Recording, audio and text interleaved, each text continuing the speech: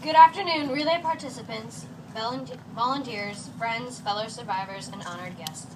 Each of us has a reason for being here today. Some of us had more than one reason. The committee asked me to say a few words to share my reason. In July of 2012, in the middle of my second sailing regatta, I was T-boned by another sailor. I went flying and my left shin hit an upright board of my boat. Picture this, feeling like the luckiest kid on earth, like nothing could bring you down. You're sailing, it's a beautiful sunny day with a full breeze, then suddenly out of nowhere a massive thunder and lightning storm appears. You try to contain your fear and fight back at the storm. Finally, after a long and difficult journey through rough water, the sun starts peeking through the clouds and a gentle breeze brings you home. I'm the kid fighting the storm. I have made my way through rough water, and this is my story. On August 27th, I had an x-ray that made my mom and all the other doctors very nervous. And on August 29th, my life changed forever. That day, I went under anesthesia for a biopsy to look for cancer in my left shin.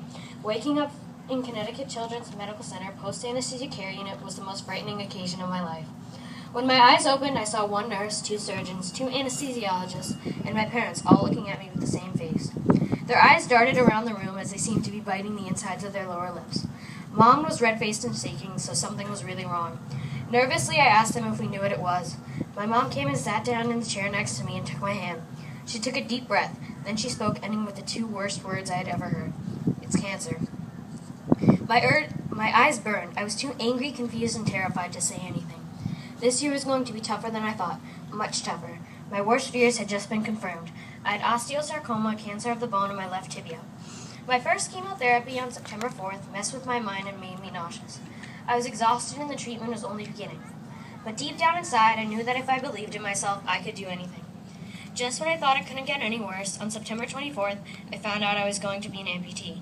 Words cannot begin to describe how I felt.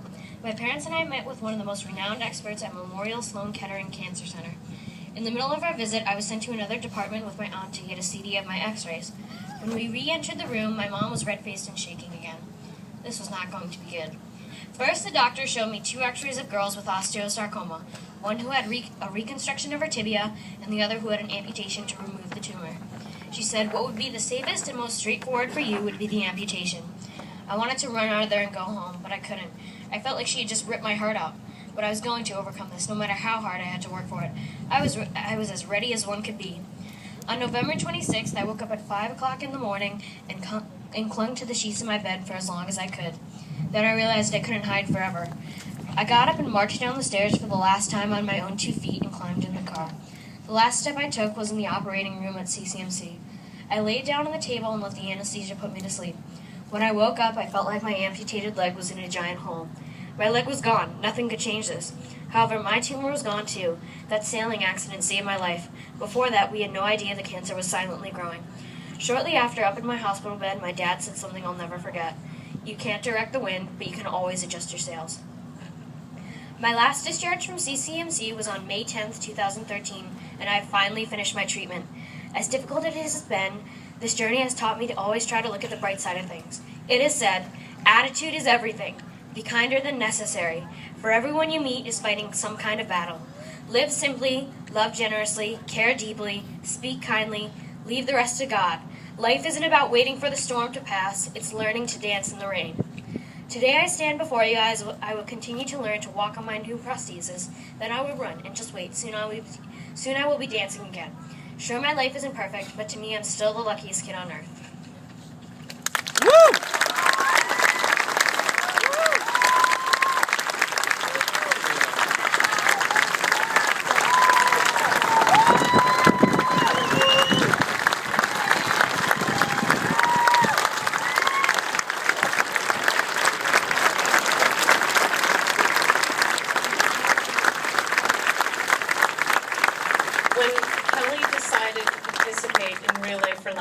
Her pediatric oncologist said, "Oh, Kelly, that's the wrong event for you. Only 1% of the money raised from that event funds childhood cancer research." But after a silent moment, Kelly softly and thoughtfully answered, "But Mom, I'm not doing this for me. I'm doing it for Mrs. P and all our family, friends, and neighbors who are not children. We need more cures for adult cancers, and she's right. The American Cancer Society funds research and support services for patients battling cancers of all type. As an oncologist, I have seen and felt the Society's presence in our local hospitals. American Cancer Society representatives provide educational materials and transportation to patients in need of assistance, as well as wigs, hats, or other items when they're not covered by insurance. In addition to helping researchers find cures, the American Cancer Society's mission is to help patients navigate the long and challenging paths that have become cancer care in 2013. It is absolutely true that to cure cancer, we need excellent science. In Connecticut, we are extremely fortunate to have outstanding oncologists and research scientists working tirelessly on the problem.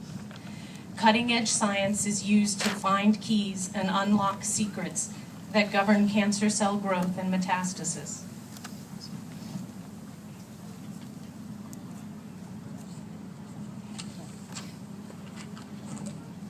The American Cancer Society recognizes the need for research and is dedicated to financially assisting and supporting these efforts. However, throughout her journey, Kelly has taught me more about fighting cancer than I could have ever learned from data, research, and/or clinical patient care alone. Winning the battle requires faith, hope, and love. Children see it. They just know it, instinctively. Although faith and love are personal and largely a result of one's individual experience and environmental exposures, hope is a more universally human entity. By funding research and assisting patients with their needs during treatments, the American Cancer Society offers hope to those who need it most. We are all here today hoping to rid the world of cancer. We are hoping to find cures for the innumerable varieties of a disease that has touched so many of our families and friends. They say it takes a village to get through a cancer diagnosis. So many of you standing out there know exactly what this means. So many have been there to help friends and loved ones through it. Others have been on the receiving end, and some of us have seen both sides. The village of Farmington and our neighbors in the valley have come together again today to help the American Cancer Society be the village for those who are less fortunate. Once again, Kelly's right. Attitude is everything. Be kinder than necessary, for everyone you meet is fighting some kind of battle. Live simply, love generously, care deeply, speak kindly. Leave the rest to God. Life isn't about waiting for the storm to pass. It's about learning to dance in the rain. Thank you.